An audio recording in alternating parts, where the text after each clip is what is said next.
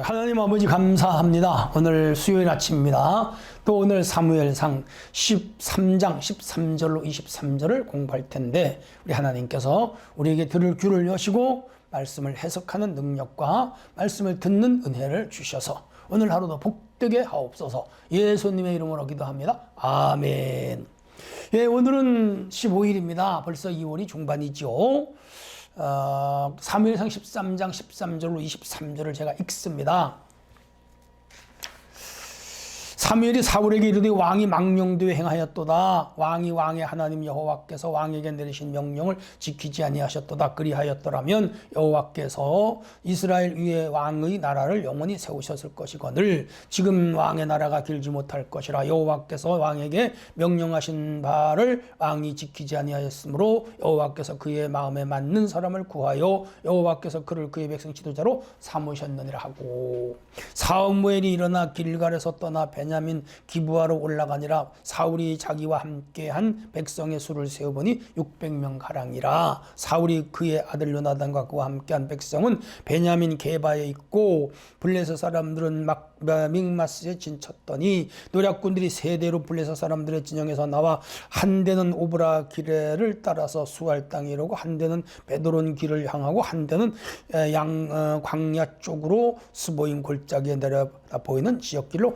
향하였더라. 그때 이스라엘 온 땅에 철공이 없었으니 이는 블레셋 사람들이 말하는 히브리 사람들이 칼이나 창을 만들까 두렵다 하였음이라. 온 이스라엘 사람들이 각기 보습이나 삽이나 도끼나 괭이를 벼리려면 블레셋 사람들에게로 내려갔었는데 곧 그들이 괭이나 삽이나 쇠스랑 도끼 쇠 채찍이 묻을 때 그리하였으므로 싸우는 날에 사울과 요나단과 함께 백성의 손에는 칼이나 창이 없고 오직 사울과 그의 아들 요나단에게만 있었더라. 블레셋 사람들의 부대가 나와서 믹마스 어귀에 이르렀더라. 아멘.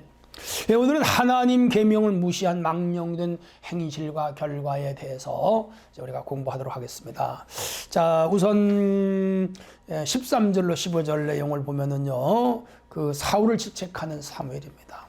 자, 이제 이렇게 상황이 어려워지자 사울이 하나님 앞에 자기가 직접 제사를 드렸잖아요. 제사장만 해야 되는데 자기가 한 거예요. 이렇게 예를 들면 어떨까요? 목사님이 우리 집에 신방 오신다 그래서 다 준비해 놓고 이렇게 했는데 무슨 일인지 1시간이 돼도 안 되고 2시간도 안 오니까 가장이야 그냥 우리 예배 드려버리자고 아마 예배를 인도했는데 예배 딱 끝나자 목사님이 오셨어. 난처하겠죠? 근데 이 시대에는 이 왕이 제사를 드리는 건 굉장히 심각한 문제예요. 왕은 정치만 해야 돼요. 그리고 선지자권과 제사장권은 사무엘에게 있어요. 이것은 이제 직권남용일 수도 있고요. 혹은 남의 역할을 침범하는 거가 되죠. 특별히 제사는 더욱 그래요. 하나님이 택한 제사장만 제사를 인도하도록 되어 있습니다. 오늘날도 그래서 이 교회법이 그래요. 목사님들만 주일날 예배를 인도할 수가 있도록 되어 있잖아요. 그 법을 잘 지키는 것은 중요해요. 자, 그런데 이 사울은 그 법을 어긴 거라. 그것은 조급함도 있고요. 하나님을 경홀히 여긴 것도 있으며 또는 이 사무엘에 대한 큰 신뢰죠. 그리고 사무엘의 제사장권을 쉽게 본 거죠. 여러분, 우리는 남의 권위를 쉽게 보면 안 돼요. 남의 직분을 쉽게 보면 안 돼요. 그래서 목사님의 직분을 쉽게 보면 안 되고, 장로님의 그 직분을 쉽게 여기면 안 되고, 권사님의 한수 집사님의 그런 직분을 쉽게 여기면 안 돼요. 주일학교 교사도 마찬가지, 부장님도 마찬가지, 성가대도 마찬가지. 모든 교회 직분을 우리는 귀하게 여기고요, 존중할 줄 알아야 돼요. 존중할 줄 알아야 돼요. 국가의 지도자도 마찬가지예요. 우리 대통령 함부로 욕하면 안 돼요. 누가 되든지 간에 존중해야 돼요. 장관들, 국회의원들, 장성들, 국가의 관료들 다 귀한 분들입니다. 그 자리에 올라가기도 힘들었지만 그것도 사실은 우리 기독교 입장에서 보면 신적 부여예요. 하나님이 주신 거예요. 그거 쉽게 보고 함부로 판단하고 그러면 안 돼요. 다른 사람은 다 그런다더라도 믿는 사람들은 그렇게 살아가면 안 됩니다. 자, 그래서 하나님께서 지금 이 사울에게 아주 불길한 말을 줘요. 너희 나라가 길지 못할 것이다. 여호와의 명령하신 바를 왕이 지키지 아니하였으므로 마음에 맞는 사람을 구하여 하나님이 지도자로 삼을 겁니다. 이 말은 뭐예요? 사울을 버린다는 거잖아요. 여러분, 한 분의 실수가 평생을 좌우합니다. 큰 실수한 거예요. 우리가 살아가면서 하나님 앞에 실수하지 않도록, 주범치 않도록 항상 주의해야 됩니다. 자, 이렇게 해서 이제 우리가 귀히 여겨야 될 것은 계명을 어긴 것과 또 믿음의 시험이었는데, 이 사울은 2년 된밖에 안 됐는데 시험에 빠졌어요. 나머지 38년을 불행하게 이끌어갔고 마지막에는 불행하게 죽음으로 끝납니다.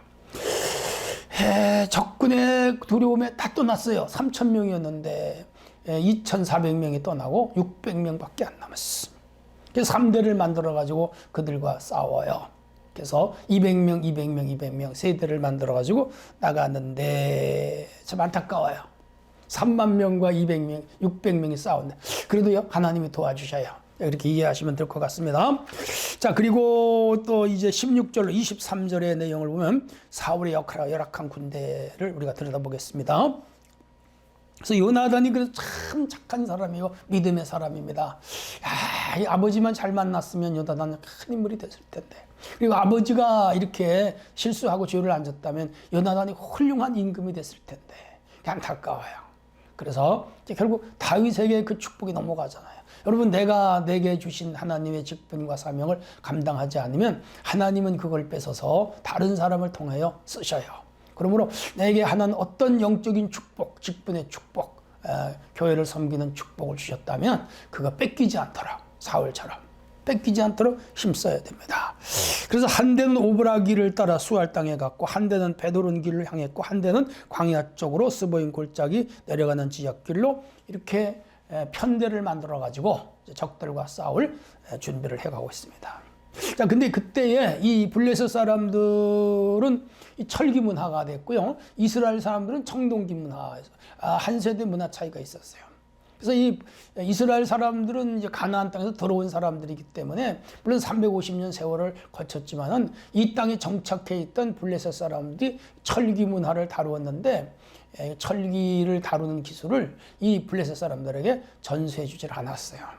이들은 굉장히 원시적인 그러한 방법으로 싸우고, 이 블레셋 사람들은 당시 현대적인 무기로 싸워요. 여러분, 1492년에 콜럼버스가 이쪽 대륙을 발견했잖아요. 그리고 유럽 사람들이 그 땅을 쳐들어갈 때 다 총을 가지고 왔잖아요.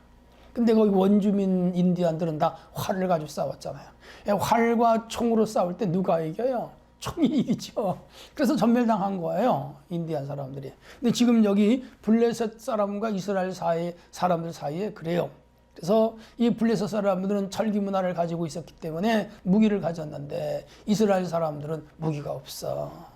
그러니까 이게 싸워봤자야, 싸우면 져요. 근데 하나님이 도와주셔야 돼. 그래서 하나님 철저하게 의지하셔야 돼. 의지해야 돼. 근데 안 의지했단 말이에요. 여기 쭉 내려다보면은 20절에 이렇게 말씀해요. 보습이나 삽이나 도끼나 괭이를 벼리려면 대장쟁이한테 가서 이렇게 대장징을 해. 농사를 짓잖아요. 땅을 파야 되고, 호미질을 해야 되고, 삽질을 해야 되고, 꽃갱이질을 해야 되고, 또 연장을 만들어 밭을 갈아야 되잖아요. 근데 자기들이 못 만드는 거라. 왜? 이 쇠를 만들어내는 기술이 없어요. 근데 블레셋 사람은 했거든요. 그들에게 가서 벼렸다. 그리고 21절에 보면 괭이, 삽, 쇠쇠랑, 도끼, 쇠채찍 이런 게 무디어요, 사용하며. 대장쟁이한테 가서 계속 그걸 벼려야 되거든요. 불못 뿌려 달아가지고 망치로 쳐서 뾰족하게 날카롭게 만드는 걸 대장질한다 그래요. 그 블레셋 사람들의 도움을 받아야 돼. 그래서 이 블레셋 사람들은 혹시 이스라엘 사람들이 무기를 만들까봐 이 쟁기 만드는 거, 뭐 창이라든지 또 무슨 칼이라든지 이런 만드는 기술을 전수를 안 해줬어요. 그러니까 이 사람들은 이제 막대기나 들고 뭐 그래야죠. 저 사울하고 요나단 정도가 뭐 무기 좀 들고 다른 사람 아무것도 없이 맨 막대기 가지고 나가는 거라 우습죠. 그런데도 하나님이 도우시면 이겨요. 성도 여러분, 우리가 이런 상황에 처할 때 있어요. 마귀는 우리보다 강한 존재입니다. 우리가 살아가는 세상 환경도 우리보다 강합니다. 우리가 이기기 어려운 부분들이 많이 있어요. 그런데 하나님이 도우시면 돼. 이게 믿음이라. 믿음이죠. 저는요, 우리 성도들이 온전한 믿음을 가졌으면 좋겠어요. 물론 세상의 지식이라든지 학문이라든지 기술이라든지 라이센스라든지 여러 가지 또 어학 실력이라든지 이런 거 다 취득하는 건 중요합니다. 근데 그것도 하나님이 함께 하시면 무용치물입니다. 여러분, 대통령도 탄핵이 되고 말이죠. 높은 자리 권좌에 있던 사람들이 쫓겨나고 많이 보잖아요. 그 다 똑똑한 사람들이에요. 머리 좋은 사람들이에요. 보통 사람들이 아닌 사람들이에요. 그래도 안 되잖아요. 안 돼요. 그리고 마지막에 죽기도 하고 그러잖아요.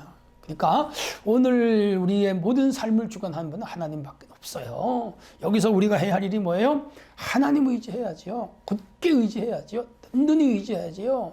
성도 여러분, 오직 여호와 한 분을 의지하는 믿음으로 사시면 어떤 상황이나 환경도 이기고 나갈 줄로 믿습니다. 하나님 아버지 감사합니다. 오늘도 이 말씀을 꼭 붙잡고 살게 하옵소서. 예수님의 이름으로 기도합니다. 아멘.